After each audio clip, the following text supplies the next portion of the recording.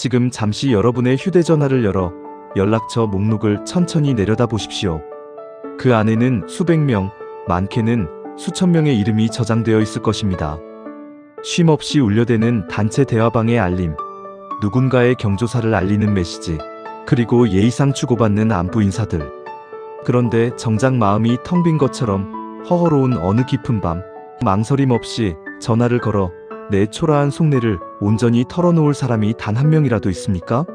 우리는 평생을 함께라는 이름 아래 타인의 시선을 의식하고 그들의 기대에 부응하며 살아왔습니다. 누군가 나를 찾아주지 않으면 세상에서 버림받은 것 같은 공포에 휩싸이고, 동창회나 지인들의 모임에 초대받지 못하면 나만 뒤처지는 것 같은 불안에 시달리곤 하지요. 하지만 저는 오늘 다산정약용 선생의 준엄한 목소리를 빌려 여러분께 단호하게 말씀드리고자 합니다. 이제는 그 함께라는 화려한 환상에서 과감히 깨어나야 합니다. 특히 인생의 황혼기에 접어들어 타인에게 마음을 구걸하고 인맥에 목매는 것만큼 당신의 고귀한 품격을 스스로 깎아먹는 비참한 일은 없습니다. 다산정약용 선생을 떠올려 보십시오. 그는 한때 조선에서 가장 화려하고 견고한 인맥의 중심에 서 있던 사람이었습니다. 정조 임금의 무한한 총애를 한몸에 받았고, 당대 최고의 학자들과 교유하며 수많은 제자가 그의 문전성시를 이루었습니다. 그가 입을 열면 조정이 움직였고, 그가 붓을 들면 선비들이 구름처럼 모여들었습니다. 그러나 신유박해라는 거대한 피바람과 함께 유배라는 칼날이 날아들자 그토록 견고해 보이던 인연들은 썰물처럼 순식간에 빠져나갔습니다. 어제까지 형님 아우하며 잔을 나누던 동료들은 그를 역적으로 몰아세웠고, 친척들은 화를 입을까 두려워 대문 빗장을 걸어 잠갔습니다. 그 철저하고도 잔인한 고립의 공간이었던 강진 유배지에서 다산은 피눈물을 흘리며 깨달았습니다. 인간은 결국 홀로 왔다가 홀로 가는 고독한 존재이며, 그 홀로 있음을 견디지 못해 타인의 바짓가랑이를 붙잡는 자는 평생 타인의 감정과 상황에 휘둘리는 노예로 살 수밖에 없다는 서글픈 진실을 말입니다.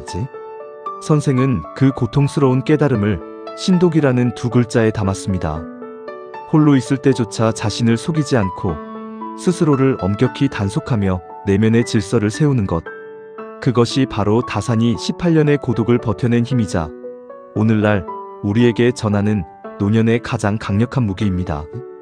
우리는 왜 그토록 외로움을 두려워할까요? 그것은 홀로 있는 시간을 결핍이나 실패로 규정하는 세상의 시선 때문입니다. 그래서 우리는 억지로 모임에 나가 마음에도 없는 웃음을 팔고, 굳이 듣고 싶지 않은 남의 집 자랑을 들어주며 귀한 시간을 낭비합니다. 자식의 전화 한 통에 하루의 기분이 천국과 지옥을 오가고, 며느리나 사위의 눈치를 보며 내 집에서도 손님처럼 머무릅니다. 하지만 다산 선생은 말씀하셨습니다. 군자는 홀로 있을 때 비로소 우주와 대화하며 자신의 영혼을 가장 순수하게 가꾸어 간다라고 말입니다. 남이 봐줄 때만 근사한 척, 인격적인 척하는 것은 가짜입니다. 아무도 없는 방 안에서 홀로 앉아 있을 때, 그때 비로소 당신의 진짜 무게가 결정됩니다. 시청자 여러분, 이제 자식에게 효도를 강요하거나 서운함을 토로하지 마십시오. 친구들이 나를 소외시킨다고 해서 밤잠을 설칠 이유도 없습니다. 당신이 누군가에게 의지하려 하고 관심을 구걸할수록 당신의 가치는 시장 바닥의 물건처럼 낮아지고, 상대방은 당신을 무거운 짐으로 여기기 시작할 뿐입니다. 진정으로 존경받는 어른은 혼자 있어도 그 모습이 가을 산처럼 당당하고, 굳이 입을 열어 자신을 증명하지 않아도 내면의 충만함이 향기처럼 밖으로 배어나오는 사람입니다. 홀로 서지 못하는 사람은 결코 타인과 건강한 관계를 맺을 수 없습니다. 오늘 이 시간, 우리는 다산정약용 선생의 고독한 유배 생활이 남긴 위대한 지혜를 통해 타인에게 구걸하지 않고 오롯이 홀로 서는 법에 대해 깊이 있게 나누어 보려 합니다. 자식이라는 밧줄, 친구라는 뗏목을 과감히 놓아버리고 당신 자신의 발로 인생이라는 대지를 굳건히 딛고 서는 기술을 배울 것입니다. 타인의 인정이라는 목줄을 끊어내고 오직 나 자신과 화해하며 남은 생을 가장 우아하고 독립적으로 경영하는 법 말입니다. 혼자 있는 시간은 외로움에 갉아먹히는 시간이 아니라 당신의 영혼이 비로소 타인의 간섭에서 벗어나 자유의 춤을 추는 축제의 시간입니다. 고독은 병이 아니라 당신을 더 깊고 넓은 사람으로 만드는 축복입니다. 이제 그 고독의 문을 열고 당당히 들어가십시오. 당신은 혼자여도 충분히 완벽하며 홀로 설 때 비로소 세상은 당신을 우러러보게 될 것입니다. 다산 정약용이 유배지라는 감옥을 지혜의 도서관으로 바꿨듯 여러분의 고독 또한 인생 최고의 명작을 써내려가는 신성한 서재가 될 것입니다. 이제 우리는 1801년의 차가운 겨울, 전라남도 강진의 한 허름한 주막집 뒷방으로 시간을 거슬러 올라가 보아야 합니다. 그곳에는 한때 정조 임금의 총애를 받으며 조선의 개혁을 설계하던 천재 학자 정약용이 죄인의 몸으로 갇혀 있었습니다. 화려한 한양의 궁궐과 고관대작들과의 연회는 이제 먼 꿈속의 이야기일 뿐이었습니다. 그에게 남은 것은 습기 찬 방 한 칸과 자신을 감시하는 서늘한 눈초리, 그리고 뼈를 깎는 고독뿐이었습니다.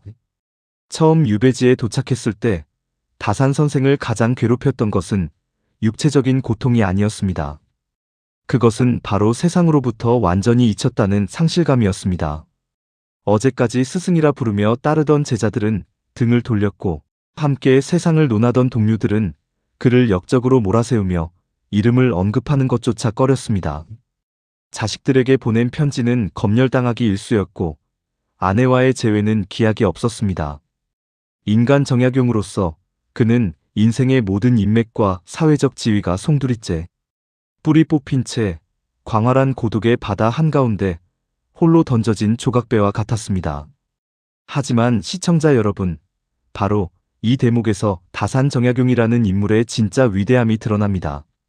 보통의 사람이라면 이 기막힌 고독 앞에 무릎을 꿇고 술에 의지하거나 세상을 원망하며 스스로를 파괴했을 것입니다. 하지만 다산은 달랐습니다.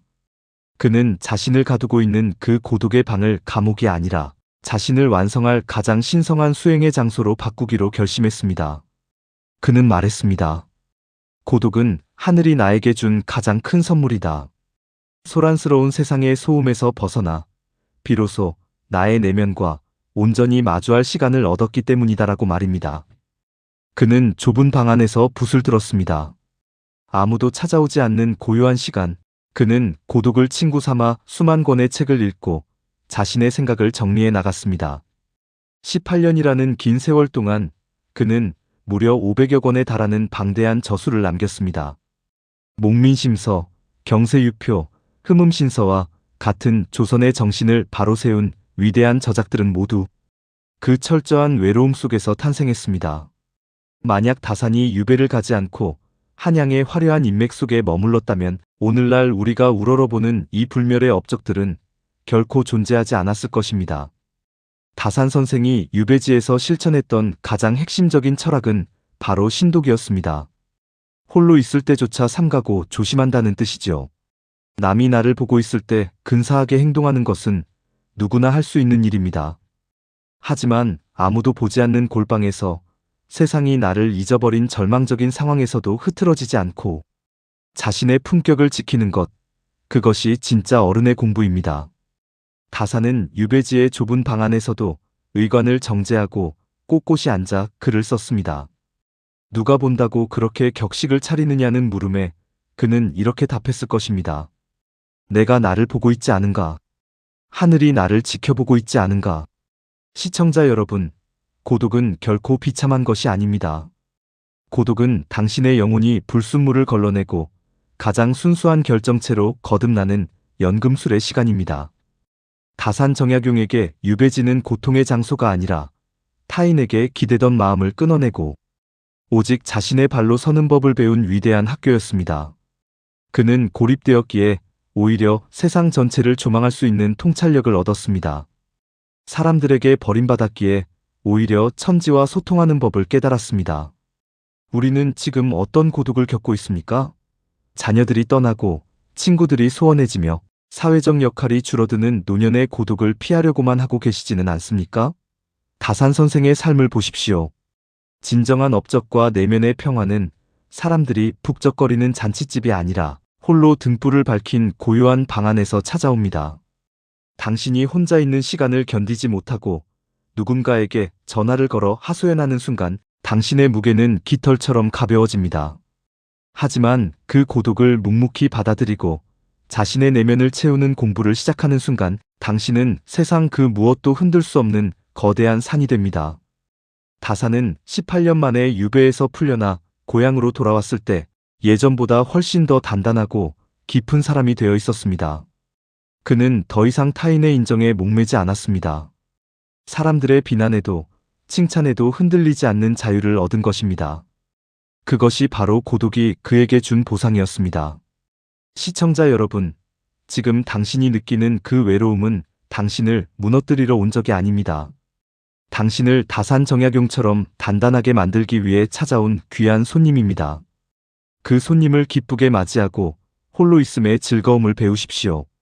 당신이 홀로 설 때 비로소 당신의 인생 2막은 명작이 될 준비를 마치게 됩니다. 제3장 현대적 문제 분석. 왜 우리는 홀로 있음을 두려워하는가?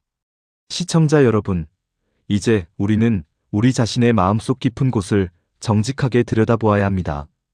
왜 우리는 그토록 홀로 있음을 두려워하고 잠시라도 곁에 누군가가 없으면 불안해하며 허둥대는 것일까요? 현대 사회는 우리에게 끊임없이 소통하고 연결될 것을 강요합니다. 혼자 밥을 먹거나 혼자 시간을 보내는 사람을 두고 어딘가 문제가 있는 사람, 혹은 사회적으로 실패한 사람이라는 낙인을 찍기도 합니다. 이러한 사회적 분위기 속에서 우리는 고독을 즐겨야 할 축제가 아니라 반드시 피해야 할 전염병처럼 여기게 되었습니다. 우리가 홀로 서지 못하고 타인에게 의존하게 된 심리적 원인을 3가지 관점에서 분석해 보고자 합니다. 첫째, 존재의 가치를 타인의 확인에서만 찾으려 하기 때문입니다. 우리는 어려서부터 남들의 칭찬을 들어야 착한 아이가 되고 남들보다 성적이 좋아야 우수한 학생이 되는 교육을 받아왔습니다. 어른이 되어서도 사회적 지위나 인맥의 넓이로 자신의 가치를 증명하려 했습니다. 특히 인생의 후반기에 접어들어 직함이 사라지고 사회적 역할이 줄어들면 우리는 극심한 정체성의 혼란을 겪습니다. 내가 누구인지를 나 스스로 정의하지 못하고 누군가 나를 불러주거나 인정해 주어야만 내 존재가 확인된다고 믿는 것입니다. 자녀가 전화를 자주 하지 않으면 내 인생이 부정당하는 것 같고 친구들이 모임에서 나를 소외시키면 내 인격에 결함이 있는 것 같아 괴로워합니다. 하지만 다산 선생은 말씀하셨습니다. 남이 나를 알아주지 않아도 서운해하지 않는 것이야말로 군자의 도리라고 말입니다. 당신의 가치는 타인의 입술에 달려있는 것이 아니라 당신이 홀로 있을 때 지키는 그 고결한 성품에 달려 있습니다. 둘째, 내면의 공허함을 외부의 소음으로 채우려는 잘못된 습관 때문입니다. 현대인은 단 10분도 고요함을 견디지 못합니다. 혼자 있는 시간이 생기면 즉시 TV를 켜거나 스마트폰을 들여다보며 누군가의 소식을 확인합니다. 이것은 내면의 빈곤함을 감추려는 비겁한 회피입니다. 내 마음의 밭이 황폐해져 있으니 그 안을 들여다보는 것이 두렵고 괴로운 것입니다. 그래서 끊임없이 타인의 삶을 훔쳐보고 무의미한 대화에 끼어들어 에너지를 낭비합니다. 다산 선생이 유배지의 좁은 방에서 18년을 견딜 수 있었던 것은 그의 내면이 이미 수많은 고전과 사색으로 꽉 차 있었기 때문입니다. 내 안이 가득 찬 사람은 밖에서 무엇을 채우려 애쓰지 않습니다. 우리가 외로운 이유는 주변에 사람이 없어서가 아니라 나 자신과 대화하는 법을 잊어버려 내 영혼이 굶주려 있기 때문입니다. 외부의 소음이 커질수록 당신의 내면은 더욱 황폐해진다는 사실을 잊지 마십시오. 셋째, 자녀와 배우자를 소유물로 여기는 보상 심리 때문입니다. 특히 한국 사회의 부모들은 자녀의 성공을 곧 자신의 성공으로 여기며 평생을 헌신합니다. 내가 너를 어떻게 키웠는데 라는 말 속에는 훗날 내 외로움을 네가 책임져야 한다는 무거운 담보가 숨겨져 있습니다. 하지만 자녀는 당신의 노후를 책임지기 위해 태어난 존재가 아닙니다. 그들은 각자의 삶을 살아가는 독립된 인격체입니다. 자녀가 독립한 뒤에도 그들의 삶에 간섭하며 연락을 기다리는 것은 사랑이 아니라 집착이며 구걸입니다. 배우자 또한 마찬가지입니다. 평생을 같이 살았으니 내 외로움을 당연히 달래줘야 한다고 믿는 것은 상대에게 너무나 큰 짐을 지우는 일입니다. 타인에게 의지해서 얻은 평화는 상대가 떠나는 순간 무너지는 모래성과 같습니다. 홀로 서지 못하는 사람은 결국 사랑하는 사람들마저 피곤하게 만들고 멀어지게 만듭니다. 마지막으로 고독을 고립과 혼동하고 있기 때문입니다. 고립은 타인에 의해 강제로 단절된 비참한 상태이지만 고독은 스스로 선택한 거룩한 격리입니다. 다산 선생은 강진유배라는 강제적인 고립을 능동적인 고독으로 승화시켰습니다. 사람들은 나를 버렸지만 나는 나를 버리지 않았다는 선언이었습니다. 우리는 자발적으로 혼자 있는 법을 배워야 합니다. 누군가 나를 찾아주지 않아도 내가 계획한 하루를 성실히 살아가고 혼자서도 충분히 즐거운 취미와 공부를 가져야 합니다. 홀로 있는 시간을 두려워하는 사람은 평생 누군가에게 비굴하게 굴어야 합니다. 하지만 홀로 있음을 즐기는 사람은 세상 그 누구 앞에서도 당당할 수 있습니다. 시청자 여러분, 이제 인정하십시오. 당신의 외로움은 타인이 채워줄 수 있는 것이 아닙니다. 그것은 오직 당신만이 해결할 수 있는 당신 영혼의 숙제입니다. 자식의 효도나 친구의 우정으로 내면의 구멍을 메우려 하지 마십시오. 그 구멍은 오직 당신 자신의 깊은 사색과 홀로 서는 용기로만 채워질 수 있습니다. 다산 선생이 그 고독한 유배지에서 오롯이 홀로 서서 조선의 거인이 되었듯 당신도 이제 타인의 손을 놓고 당신 자신의 발로 서야 합니다. 그때 비로소 당신은 타인에게 짐이 되는 노인이 아니라 존재만으로도 빛이 되는 위험 있는 어른이 될 것입니다. 이제 우리는 막연한 두려움을 떨쳐내고 고독을 우리의 가장 강력한 무기로 만드는 구체적인 기술을 익혀야 합니다. 다산 정약용 선생이 강진의 좁은 방 안에서 조선의 정신을 다시 세웠듯 여러분의 거실과 서재 또한 세상 그 무엇보다 풍요로운 지혜의 보고가 될 수 있습니다. 타인에게 구걸하지 않고 오롯이 홀로 서서 누구도 넘볼 수 없는 어른의 위엄을 갖추는 4가지 실천적 지혜를 제안합니다. 첫째, 하루의 질서를 세우는 신독의 의식을 치르십시오. 고독이 비참함으로 변하는 순간은 생활의 질서가 무너질 때입니다. 혼자 있다고 해서 점심때까지 잠을 자거나 세수도 하지 않은 채 소파에 누워 TV만 보지 마십시오. 다산 선생은 아무도 보는 이 없는 유배지에서도 매일 아침 일찍 일어나 의관을 정제하고 책상 앞에 앉았습니다. 여러분도 하루의 시작을 엄격하게 통제하십시오. 정해진 시간에 일어나 이부자리를 정돈하고 정갈한 옷차림을 갖추며 오늘 하루 내가 무엇을 배우고 행할지 기록하십시오. 스스로를 귀하게 대접하는 자만이 남에게도 대접받습니다. 당신이 당신의 시간을 엄격히 관리할 때 타인의 연락 한 통에 일희일비하던 나약함은 사라지고 내면에 단단한 성벽이 쌓이기 시작합니다. 둘째, 타인에게 투사했던 모든 기대를 거두어드리고 나 자신과 연애하십시오. 우리가 서운함을 느끼는 이유는 내 마음속에 상대방이 해주어야 할 몫을 미리 정해두었기 때문입니다. 자식은 이래야 한다. 친구는 저래야 한다는 모든 각본을 불태워버리십시오. 대신 그 에너지를 당신 자신을 기쁘게 하는 일에 쏟으십시오. 다산 선생은 유배지에서도 정원을 가꾸고 차를 마시며 시를 짓는 등 홀로 즐기는 풍류를 잃지 않았습니다. 남는 시간에 누구를 만날까 고민하지 말고 혼자서도 충분히 즐거운 취미와 공부를 시작하십시오. 홀로 차를 마시는 고요한 시간, 숲길을 걷는 고독한 산책, 붓글씨를 쓰며 자신의 호흡을 살피는 순간들이 당신의 영혼을 채워줄 것입니다. 당신이 당신 자신과 가장 친한 친구가 될 때 세상의 그 어떤 소외도 당신을 무너뜨릴 수 없습니다. 셋째, 지적 허기를 채우는 평생의 공부를 시작하십시오. 노년의 고독이 무서운 이유는 할 일이 없기 때문입니다. 하지만 공부하는 노인은 결코 외로울 틈이 없습니다. 다산 선생은 유배 18년 동안 500여 권의 책을 쓰며 자신의 지적 호기심을 불태웠습니다. 이제 생계를 위한 공부가 아니라 당신의 영혼을 살찌우는 진짜 공부를 하십시오. 인문학도 좋고 역사도 좋으며 새로운 언어나 기술도 좋습니다. 배움은 당신의 뇌를 젊게 유지할 뿐만 아니라 타인의 가십거리나 자식 걱정에 매몰되지 않도록 당신의 시야를 우주적 관점으로 넓혀줍니다. 공부하는 사람은 그 눈빛부터 다릅니다. 그 깊이 있는 눈빛과 기운은 주변 사람들로 하여금 당신을 함부로 대하지 못하게 만드는 보이지 않는 권위가 됩니다. 마지막으로 침묵을 통해 내면의 목소리를 듣는 훈련을 하십시오. 우리는 외로움을 달래려 너무 많은 말을 하며 살아왔습니다. 하지만 말수가 많아질수록 당신의 내공은 밖으로 새어나가고 결국 가벼운 사람으로 취급받게 됩니다. 다산 선생은 말이 많으면 반드시 실수가 따르고 침묵은 너의 덕을 길러준다고 하셨습니다. 하루 중 일정 시간을 완전한 침묵의 시간으로 정하십시오. 스마트폰도 끄고 TV도 끄고 오직 자신의 호흡과 마음의 흐름을 관찰하십시오. 침묵 속에서 당신은 비로소 타인의 소음 때문에 듣지 못했던 영혼의 소리를 듣게 될 것입니다.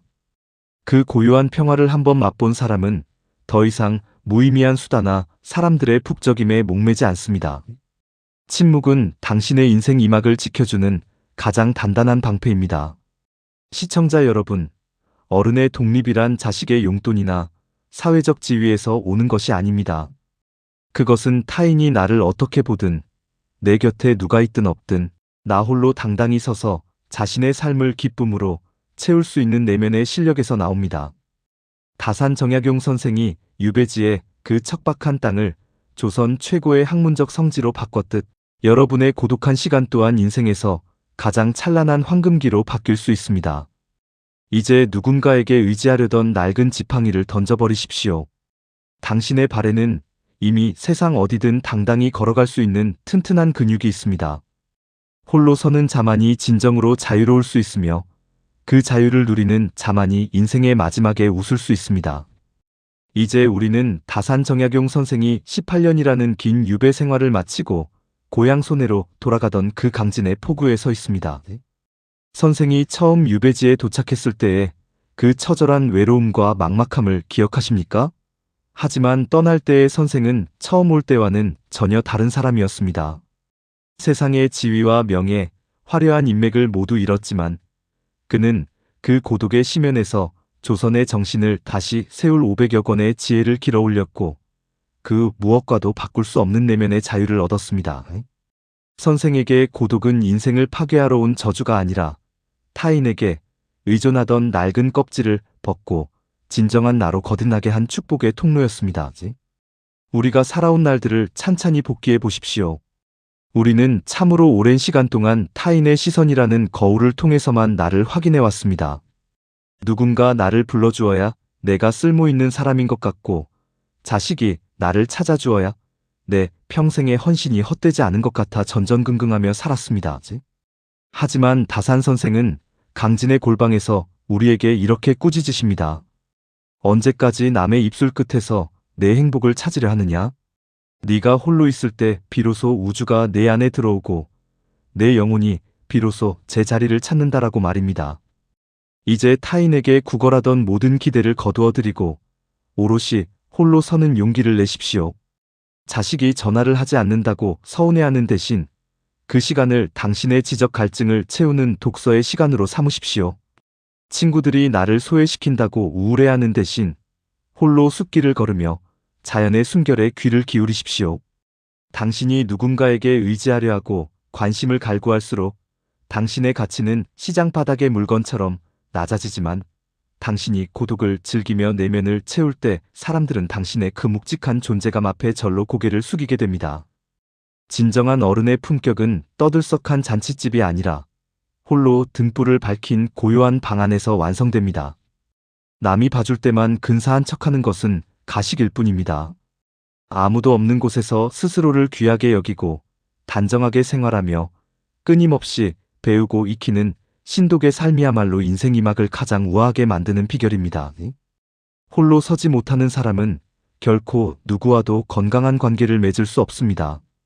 내가 나 자신과 가장 친한 친구가 될 때 비로소 세상의 그 어떤 상처와 이별도 당신을 무너뜨릴 수 없는 거인으로 만들어줄 것입니다. 시청자 여러분, 당신은 존재 그 자체로 이미 완성된 우주입니다. 누군가가 곁에 있어야만 빛나는 달이 아니라 스스로 타오르는 태양임을 잊지 마십시오. 인연이 멀어지고 세상이 당신을 잊은 듯한 그 적막한 시간은 사실 당신이 당신 자신과 온전히 대화하고 잃어버렸던 꿈을 되찾으라는 하늘의 신호입니다. 고독을 두려워하지 마십시오. 고독은 당신의 영혼이 불순물을 걸러내고 가장 순수한 보석으로 거듭나는 연금술의 시간입니다. 당신이 침묵 속에서 스스로 만족할 때 세상은 비로소 당신을 함부로 대할 수 없는 위험 있는 어른으로 존경하게 될 것입니다. 그동안 타인의 마음을 얻으려 애쓰고 외로움을 피하려 분주하게 사느라 정말 고생 많으셨습니다. 이제 그 수고로운 짐을 내려놓고 당신의 고독을 깊이 사랑해 주십시오. 당신의 삶은 타인의 평가로 채워지는 시험지가 아니라 당신이 홀로 서서 써내려가는 한편의 서사시입니다. 다산 정약용 선생이 유배지의 고독을 불멸의 지혜로 승화시켰듯 여러분의 인생 후반전도 홀로 있음의 즐거움 속에서 가장 찬란한 황금기가 되기를 온 마음 다해 응원합니다. 당신은 혼자여도 충분히 완벽하며 홀로 설 때 비로소 당신의 진짜 인생이 시작됩니다. 그 당당하고 고귀한 홀로 서기를 진심으로 축복합니다. 감사합니다. 당신의 독립적이고 품격 있는 인생 이막을 응원합니다.